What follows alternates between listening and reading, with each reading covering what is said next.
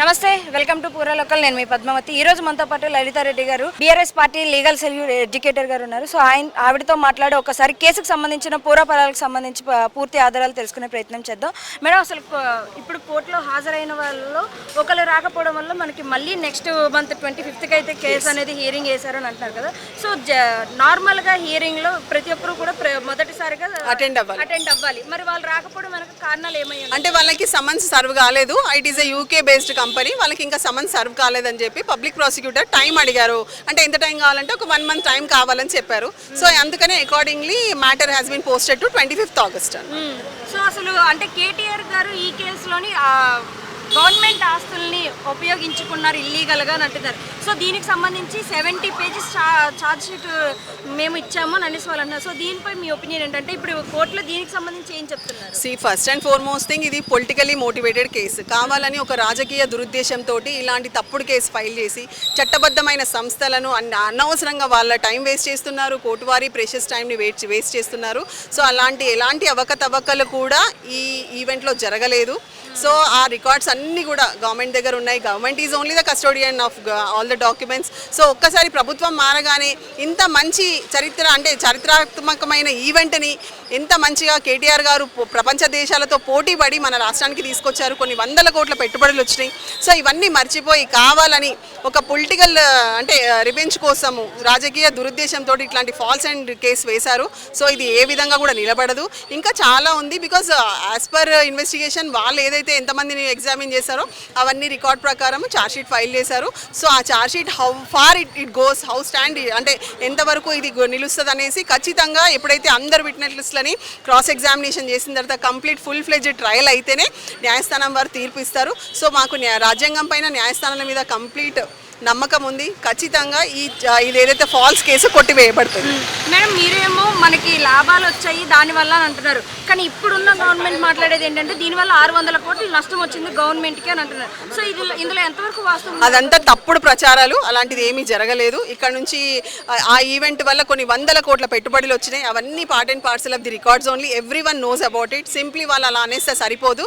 Court వారే ఆ రికార్డులన్నీ పరిశీలిస్తారు. తప్పకుండా ఫుల్ ఫ్లెడ్జ్ ట్రయల్ తర్వాత చాలా మంచి తీర్పు వస్తుందని మాకు కంప్లీట్ నమ్మకం ఉంది. ఓకే, నెక్స్ట్ హియరింగ్ ఎప్పటికి ఇచ్చారు? 25th August. ఒకవేళ అప్పుడు కూడా వీళ్ళు హాజరవ్వకపోతే నెక్స్ట్ ఎటువంటి చర్యలు తీసుకునే అవకాశం? అంటే ఫస్ట్ వాళ్ళకి అంది రాకపోతేనేమో వారెంట్ ఇష్యూ అవుతుంది. ఒకవేళ అందకపోతే మళ్ళీ డేట్ వస్తుంది, మళ్ళీ అడ్జర్న్ అవుతుంది కేసు.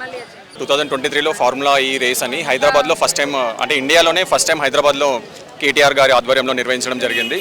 మరి హైదరాబాద్ బ్రాండ్ ఇమేజ్ పెంచే ప్రక్రియలో భాగంగానే కేటీఆర్ గారు ఆ రోజు ఇది ఫార్ములా ఈ రేస్ మన హైదరాబాద్ నిర్వహించడం జరిగింది. మరి ఆ కార్యక్రమం నిర్వహించినప్పుడు క్విట్ ప్రోకో జరిగిందని ప్రభుత్వం వారు ఇప్పుడు ఇది కేవలం ఒక రాజకీయ కక్షపూరితంగా పెట్టిన కేసుగానే మేము చూస్తున్నాము. ఎందుకంటే అందులో క్విట్ ప్రోకో ఏం జరగలేదు. అది ట్రాన్సాక్షన్ చాలా క్లియర్గా ఉన్నాయి. ఈ గవర్నమెంట్ నుంచి డబ్బులు ఫారిన్ కంట్రీకి వెళ్ళాయి, వాళ్ళు కూడా రిసీవ్డ్ అని వాళ్ళు కూడా చెప్తున్నారు. సో మొత్తం 150 కోట్ల ఇన్వెస్ట్మెంట్, అందులో 100 కోట్ల కంపెనీ పెట్టుకోవడం జరిగింది. 50 కోట్లు మన ప్రభుత్వం నుంచి స్పెండ్ చేయడం జరిగింది. సో ఆ 150 crores పెట్టిన ఇన్వెస్ట్మెంట్కి దాదాపు హైదరాబాద్కి ఒక ఇండిపెండెంట్ కంపెనీ వాళ్ళు ఇచ్చిన రిపోర్టు ప్రకారమే 700 కోట్ల లాభం జరిగింది హైదరాబాద్కి, ఓన్లీ ఆ రేస్ జరిగిన పీరియడ్లోనే. సో ఇందులో ఎలాంటి అవకతవకలు జరగలేదు. అంటే ఇది కావాలని ఒక కక్ష సాధింపు చర్యలో భాగంగానే కేటీఆర్ గారి పైన ఈ కేసు పెట్టినట్టుగా భావిస్తున్నాము. ఖచ్చితంగా అంతిమ విజయం న్యాయందే అవుతుంది. మరి న్యాయస్థానం అన్నీ పరిశీలించిన తర్వాత తుది తీర్పు ఇవ్వడం జరుగుతుంది. మరి ఈరోజు జరిగిన విచారణలో నెక్స్ట్ మంత్ 25th ఇవ్వడం జరిగింది డేట్. సో 50 కోట్లు ఏదైతే మనకి కేటీఆర్ గారు దాన్ని దుర్వినియోగం చేసుకున్నారు, స్వయం లాభాల కోసం ఉపయోగించుకున్నారు అని కొంతమంది ఆరోపణలు చేస్తున్నారు. సో దీనిపై మీ ఒపీనియన్? అదే అండి, ఇప్పుడు ఇక్కడ ట్రాన్సాక్షన్ జరిగినట్టు వాళ్ళు ఒప్పుకున్నారు. అంటే ట్రాన్సాక్షన్ జరిగిందని డెఫినెట్లీ కేటీఆర్ గారు కానీ మన హైదరాబాద్ హెచ్ఎండిఏ కానీ వాళ్ళు కూడా ఒప్పుకుంటున్నారు. 100% ట్రాన్సాక్షన్ జరిగింది. అందులో ఎలాంటి అవకతవకలు జరగలేదు. 50 కోట్లు ప్రభుత్వం నుంచి వారి అకౌంట్కి ట్రాన్స్ఫర్ చేయడం జరిగింది. అది అగ్రిమెంట్లో భాగంగానే జరిగింది. అంటే ఇది ఎవ్రీథింగ్ ఈజ్ ఓపెన్, అంటే హిడెన్ ఎజెండా ఏం లేదు. అగ్రిమెంట్లో ఉన్న ప్రకారంగానే 100 కోట్లు వాళ్ళు ఇన్వెస్ట్మెంట్ పెడితే 50 కోట్లు మన ప్రభుత్వం తరపు నుంచి ఇన్వెస్ట్మెంట్ చేయడం జరిగింది.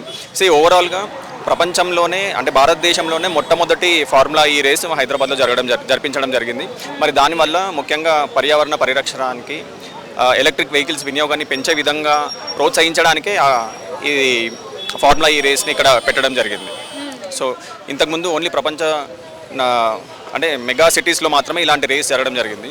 మరి హైదరాబాద్ బ్రాండ్ ఇమేజ్ పెంచిన ఇలాంటి రేస్ని కాంగ్రెస్ ప్రభుత్వం వచ్చిన తర్వాత విస్మరించడం జరిగింది. సో మరి హైదరాబాద్కి తెలంగాణకి ఉపయోగపడే విధంగా ఫార్ములా ఈని కంటిన్యూ చేస్తే బాగుండేదని ప్రజలందరూ కూడా భావించడం జరుగుతుంది. దానివల్ల ఉపయోగం ఏముంది, అనవసరమైన ఖర్చు తప్పితే గవర్నమెంట్కే అనేసి ప్రస్తుతం ఉన్న గవర్నమెంట్ వాళ్ళు ఇస్తున్న వాగ్దానం అయితే. సో దీనిపై మీ ఒపీనియన్? సో ఇక్కడ మనం ఇందాక చెప్పినట్టు దాని ముఖ్య ఉద్దేశం పర్యావరణాన్ని పరిరక్షించడం కోసము ఎలక్ట్రిక్ వెహికల్స్ అంటే పెట్రోల్ డీజిల్ వల్ల వెహికల్స్ వల్ల కాలుష్యం పెరుగుతుంది కాబట్టి ఆ కాలుష్య నివారణ చర్యలో భాగంగానే ఎలక్ట్రిక్ వెహికల్స్ని ఇంట్రడ్యూస్ చేయాలి మన ప్రజలకి. ఇక్కడ అంటే ముఖ్యంగా హైదరాబాద్లో పొల్యూషన్ తగ్గించడంలో భాగంగానే చేయడం జరిగింది. మరి ఇందాక చెప్పినట్టుగా 150 కోట్ల ఇన్వెస్ట్మెంట్, అందులో ప్రభుత్వం పెట్టింది 50 కోట్లు మాత్రమే. ప్రభుత్వానికి అంటే వచ్చింది ఆదాయం మనకి 700 కోట్లు. ఒట్టి ప్రభుత్వానికే కాకుండా ఇక్కడ పర్యావరణం అంటే పర్యాటక రంగంగా కూడా హైదరాబాద్ అభివృద్ధి దానివల్ల లాభం అయింది. సో ఓవరాల్గా ప్రభుత్వానికి వచ్చింది 700 కోట్లు. మరి బిజినెస్ వైజ్ చూసుకుని ఎక్కడ చూసుకున్నా చాలా ఇంప్రూవ్మెంట్ అంటే ఓవరాల్గా మనకి దానివల్ల లాభం జరిగింది కానీ నష్టం ఎక్కడ జరగలేదు. మరి నష్టం ఎక్కడ జరగలేదు అన్నప్పుడు గవర్నమెంట్ మీద 600 కోట్ల భారం అనేది పడింది అని అంటున్నారు. ఇప్పటికీ ఆ భారాన్ని మేము తీర్చాల్సి వస్తుంది అన్నట్టుగా ఇప్పుడున్న గవర్నమెంట్ మనకు చెప్పడం జరుగుతుంది. మరి ఒకవేళ మనకే లాభం జరిగి ఉంటే గనక మరి నష్టం ఎక్కడి నుంచి వచ్చిందండి? అదే అని చెప్తాం, ఇది అందులో నష్టం జరగలేదు, ట్రాన్సాక్షన్ జరిగింది. ఇన్వెస్ట్మెంట్ 150 కోట్లు అయినప్పుడు 600 కోట్లు ప్రభుత్వం పెట్టింది 50 కోట్లు మాత్రమే. సో 50 కోట్లు ఇన్వెస్ట్మెంట్ పెట్టినప్పుడు 600 కోట్లు నష్టం ఎట్లా వచ్చిందో మరి వారే చెప్పాలి. సో ఇది అందుకే దీన్ని అంటున్నాం, ఇది ఒక కక్ష అంటే రాజకీయ కక్షలో భాగంగానే ఈ కేసు వేయడం జరిగింది కేటీఆర్ గారి పైన. ఓన్లీ వారిని డిఫేమ్ చేయడానికి మాత్రమే, అంటే వారికి ప్రజల్లో పెరుగుతున్న ఆదరణని తట్టుకోలేక వారిని ఎలా డిఫేమ్ చేయాలనే విధంగా ఇలాంటి తప్పుడు కేసులు పెట్టి వారిని ఇరకాటంలో పెట్టడం జరుగుతుంది.